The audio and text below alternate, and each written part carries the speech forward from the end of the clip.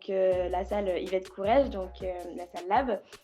C'est vraiment un endroit très collaboratif, voilà, où en fait on a à notre disposition vraiment pas mal de dispositifs. En fait, on a des tables assises, on a des tables un peu plus en hauteur avec des tabourets, on a des canapés, on a également voilà, des chaises, des tables qui sont amovibles, etc.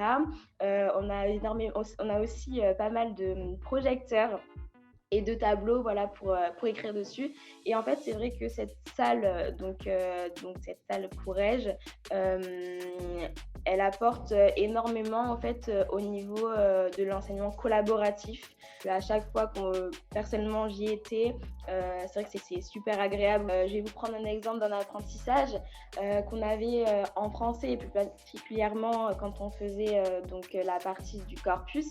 Ce qui est hyper intéressant, c'est que voilà, le fait qu'on ait vraiment à notre disposition ces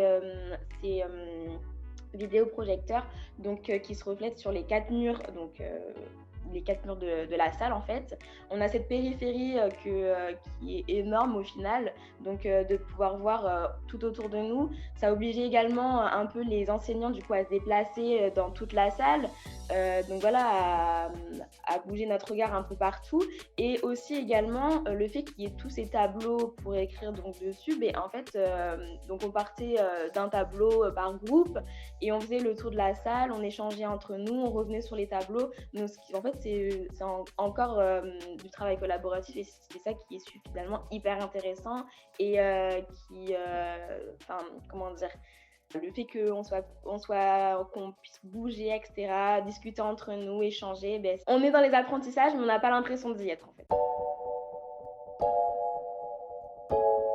Le fait qu'on soit du coup dans cette salle, ça permet également d'échanger beaucoup plus avec les enseignants. On est plus proche d'eux parce que voilà, ils viennent quand même nous voir, on est en demi-groupe, donc forcément ça attire l'échange. On va vers eux aussi, ça nous pousse à aller vers eux. Enfin, ça nous pousse, c'est même pas que ça nous pousse, c'est qu'en fait, on se sent beaucoup plus libre, on va dire, d'aller leur parler, d'aller échanger avec eux, de leur poser des questions, que par exemple dans une salle où on est en transmissif, comme vous l'avez dit.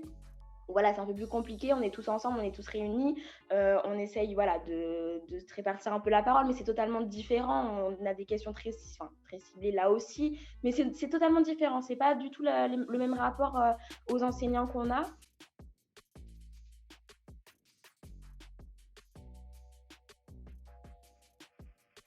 Le travail collaboratif m'apporte énormément. J'aime travailler en collaboration avec les autres. Voilà, j'aime échanger. Je trouve pour ma part qu'on avance bien, le fait de nous aider mutuellement, voilà, ça nous fait avancer aussi. Et j'ai pu aussi le remarquer en classe pendant mes stages. C'est vrai que le fait de travailler en collaboration, et voilà, ça fait avancer les élèves. Ça permet peut-être aux ceux qui sont un peu plus faibles et d'être avec des personnes qui vont les tirer vers le haut, voilà, de les faire avancer.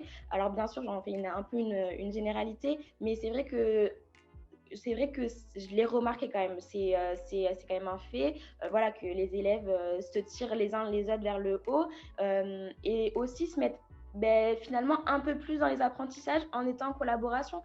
Même si, alors forcément, on va y avoir un peu de bavardage, il va y avoir tout ça derrière, mais c'est pas grave parce que ça va quand même les amener vers quelque chose.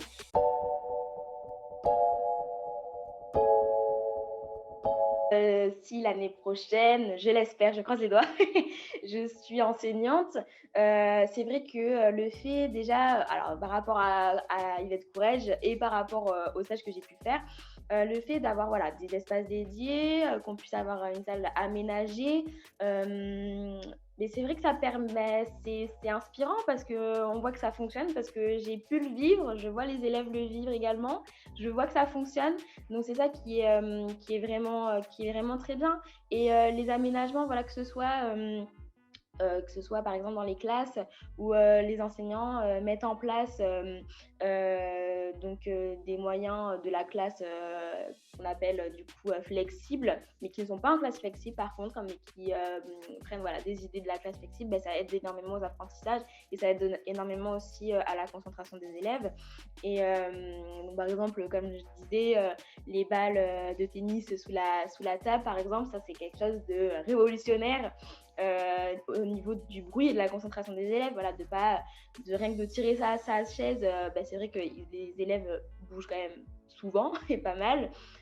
Donc c'est vrai qu'une enseignante qui a à sa disposition ça et une enseignante qui l'a pas, bah, c'est vrai qu'à la fin de la journée, celle qui ne l'a pas, bah, avoir la pauvre un brouhaha constant dans les oreilles, et c'est vrai que c'est compliqué. Donc la pauvre ou le pauvre d'ailleurs.